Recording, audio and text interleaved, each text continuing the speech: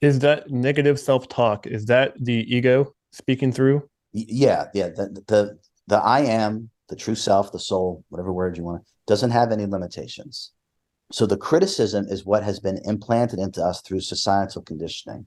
So we stop ourselves through inner judgment, and then we project that onto everybody else. If we really step back and if from a very detached perspective, we would actually see this is exactly what goes on. If you're enjoying the video and you want to go deeper with me, check out my meditation masterclass. It's unlike anything. It's pinned in the comments below. And it's the only way to control humanity. It's the only way that we all stop ourselves. And as we stop ourselves, when we express ourselves, we express those limitations and we place those judgments upon each and every one of us. I want everyone to see that. And yes, the inner critic is the ego mind identity, because the I am, what we are, is whole and complete. It's lacking nothing. It's divinity incarnate. There is no judgment. There is no lacking. There's no such thing. So where is that coming from? Your programmed, subconscious, patterned, egoic mind. All of it has been programmed into us. And once we start to understand this, and this is why this book is vital, as is the first book, vital for humanity to start to understand this, and then not only, Sean, understand it, but have the protocols and exercises to actually go through a process to liberate yourself from the programmed mind, to delete these programs of limitation so you can finally live as the unlimited creator being that we all are.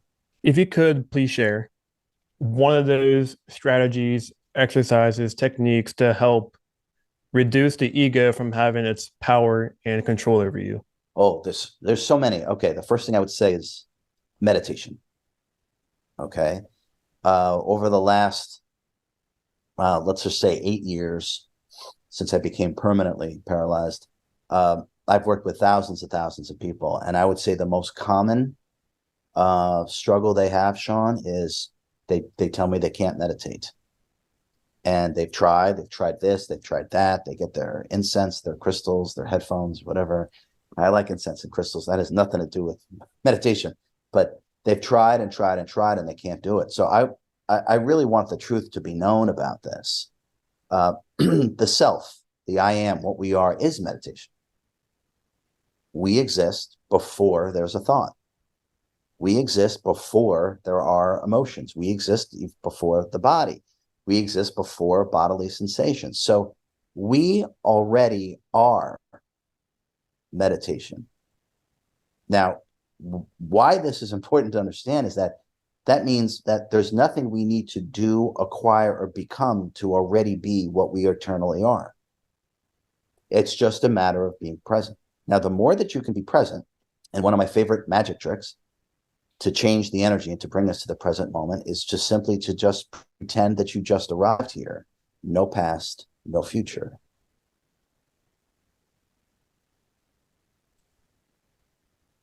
Now, when you do that, the finite rational thinking mind, which only exists by creating a past or a future, shuts down. It needs a past or a future. The ego mind identity needs a past or future to exist, because if it's present, it dies. So by pretending that we just arrived, no past, no future, we're not present. Now that took 1 second, and we went from not being able to stop thinking to not being able to think in 1 second. This is the power of the I am, of the true self. Now, when we start to do that, we are going to begin to realize through self-inquiry, through the teachings in these books, that these thoughts that pop up don't belong to us. They have been programmed in based upon identifications with beliefs, concepts, so-called knowledge, ideologies, roles, and identification with experiences. Now, meditation will give you the clarity, the detachment, and the power by reclaiming your energy to be able to create the life that you want. So I would say for everyone to start with meditation. And as we just found out, meditation can be done in 1 second without any effort.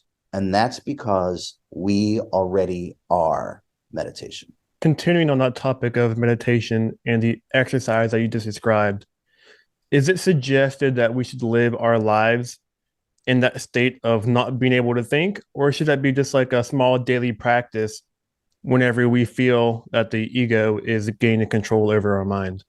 Wow, great question, Sean. Okay, great question. All right. Well, I'll give 2 answers just to be annoying and frustrating. Okay. So ultimately, at a certain state of, we'll use the word liberation or self-realization, right? Pick a fancy word, doesn't matter. Okay. But I can tell you firsthand, at a certain moment, you actually just stop thinking, and it doesn't really return. At a certain moment, there is no inner voice in the head. It's permanently gone. Now, I lead an extraordinarily, from a human perspective, productive, busy, and I guess we could say successful life. I do it without any thought whatsoever. And I mean that, without any thought whatsoever. So what is driving the incarnation at that point, right? The inner voice that speaks without words. Okay, what's that? What the hell does that mean? What's the inner voice that speaks without words? That's the I am. That's the I am. And I'll let you know what that looks like from a metaphysical perspective. Okay. So our higher mind and our higher self speaks in pure energetics. Okay, think of it's not channeling, but think of channeling. Okay, so to give the mind an image. Think of being connected to your higher self. Okay, your higher self and higher mind are speaking through you in pure energetics, and that gets translated through intuition and a felt sense knowingness of what to do, when to do it, what not to do, and with whom. That, Sean, is not thinking. That is the furthest thing from thinking. Now, ultimately, from my perspective, that is how a self-realized or enlightened, a liberated being actually operates. That's actually what it's like, and that's actually what's happening. Now, so that's the first answer. Now, like I said, I'll be annoying and give 2 answers to the same question. So the other aspect is there's nothing wrong or right with thinking. Okay, it's just something that occurs when we incarnate in the low frequencies of the physical universe. The key about thinking, what we must understand about thinking, is that we have to understand, are those thoughts coming from the attachments to the beliefs, concepts, ideologies, roles, and so-called knowledge of the programmed subconscious pattern egoic mind, which means it's not you, which means your thoughts are not your own? Or are these thoughts a direct translation from that first process that I talked about? Now, how we know it's a direct translation from the first process, from a liberated or enlightened state of consciousness, is that when we have full communion with who and what we really are, to realize the self-realization, there's the term, right? Is that our desires and intentions are now born of who and what we really are. So this would be our life plan. We are now on our life plan, and the purpose of the life plan is to have certain experiences that so wake us up that we become self-realized and we never have to incarnate again. That's everyone's actual ultimate agenda. That's been completely lost from humanity. That's been taken away from humanity, that understanding. Okay, so when we are aligned to who and what we really are, the who and what we really are does have desires and intentions. That's what's called a life plan. Any person who tells you desire is the issue doesn't really understand. Desire sets creation into motion. Without desire, we would all be sitting here doing this, singing Kumbaya. I hope you enjoyed the video. Now, if you are desirous of more of the real you and less of your conditioned, agitated mind, if you know that you can create a life that you're not leading right now, but you know you can, check out my meditation masterclass. It's pinned in the comments below.